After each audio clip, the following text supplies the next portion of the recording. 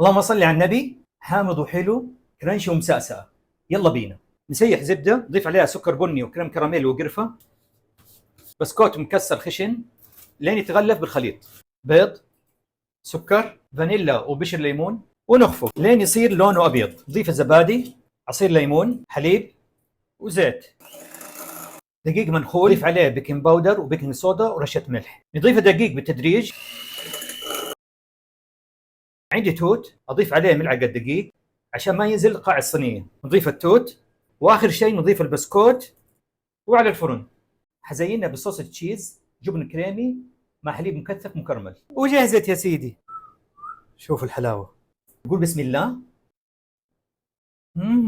لا لا، كده كثير. تأكد إنه هذه الكيكة ألذ كيكة تذوقوها في حياتك بدون ما تطلبي. تعالي خذي.